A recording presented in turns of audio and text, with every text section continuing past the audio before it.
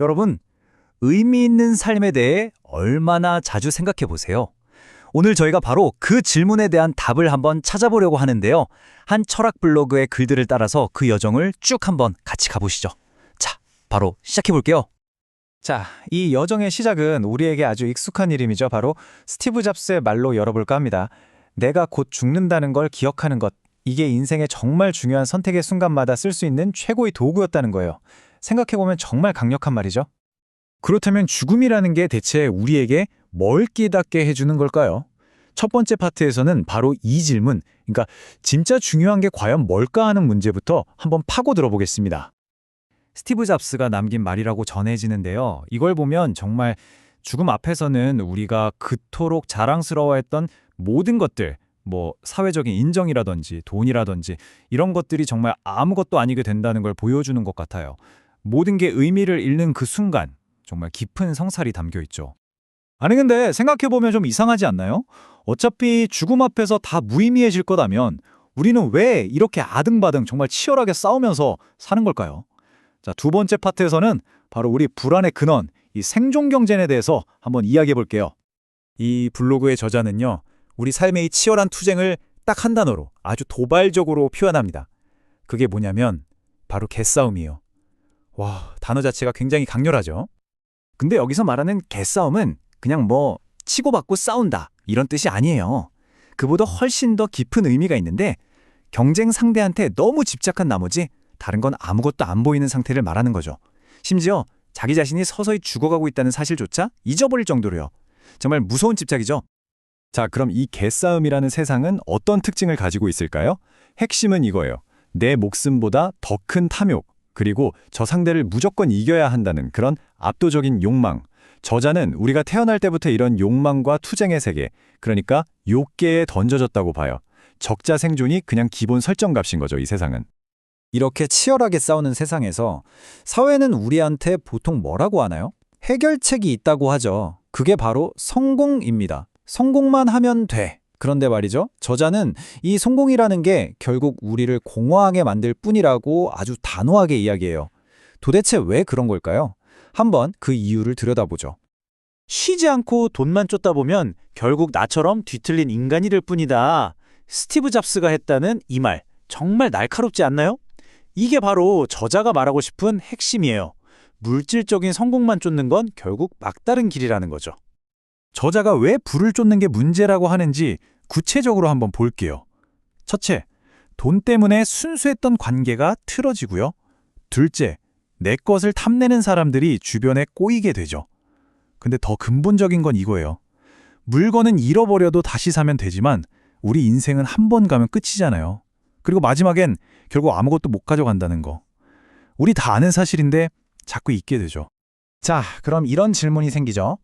아니, 돈 버는 게 덫이라면 도대체 어쩌라는 걸까요? 대안이 있긴 한 걸까요? 바로 이 지점에서 이야기가 확 전환됩니다. 지금까지 문제점을 짚어봤다면 지금부터는 그 해답을 찾아 떠나보는 거죠.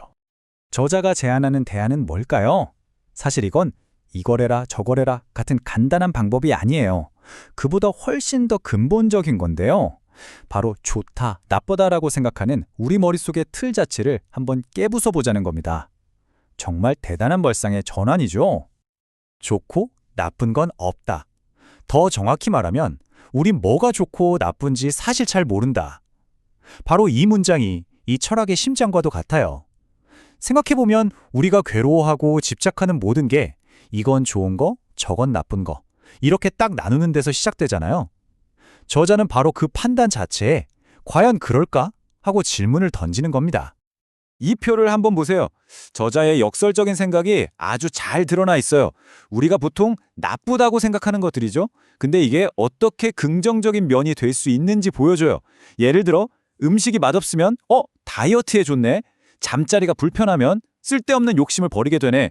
돈이 없으면 오히려 더 자유롭고 소박하게 살 수 있네. 어때요? 정말 생각지도 못한 관점 아닌가요?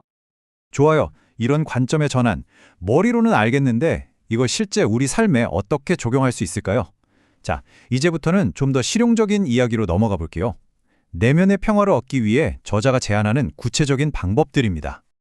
저자가 제시하는 방법들은 아주 명확하고 단순해요. 첫째, 시끄러운 뉴스나 오락 프로그램 좀 그만 보고, 둘째, 좋은 책, 특히 오래된 고전을 읽으라는 거예요. 그리고 셋째, 내 가족, 내 친구들, 이 소중한 사람들에게 집중하고, 넷째, 세상 돌아가는 거 너무 걱정하지 말고, 마지막으로 그 시간에 먼저 나 자신을 들여다보라는 겁니다. 방향이 확실하죠? 밖이 아니라 안으로 향하는 길이에요. 이 말을 보세요. 세상 걱정 좀 그만해라. 뭐가 그렇게 중요하다고, 뭐가 좋은 건지도 제대로 모르면서 그냥 진리를 탐구하는 데나 힘써. 결국 이 말은 우리가 이건 옳아, 저건 틀렸어 하면서 세상사에 감정 소모하지 말고 더 본질적인 걸 찾아 나서라는 그런 깊은 뜻을 담고 있는 거죠. 자, 이제 우리 여정의 거의 마지막에 다다랐습니다. 우리가 처음 시작했던 지점으로 다시 돌아가 볼 거예요. 바로 죽음과 유한함이라는 주제, 그리고 이번에는 영원함이라는 건 과연 뭘까? 이 질문을 마주해 보겠습니다. 우리가 왜 세상 일에 그렇게까지 집착할 필요가 없을까요? 저자는 그 이유를 무상이라는 개념에서 찾아요. 불교 용어인데 어렵게 생각할 것 없고요. 그냥 이 세상 모든 건 영원하지 않고 계속 변한다는 뜻이에요. 그러니 어딘가에 너무 마음 붙이고 집착할 게 없다는 거죠. 이 무상이라는 개념을 기억에 빗대어 설명하면 더 와닿아요. 여러분, 아무리 좋았던 기억, 혹은 정말 끔찍해서 잊고 싶었던 기억도 시간이 지나면 결국 희미해지잖아요.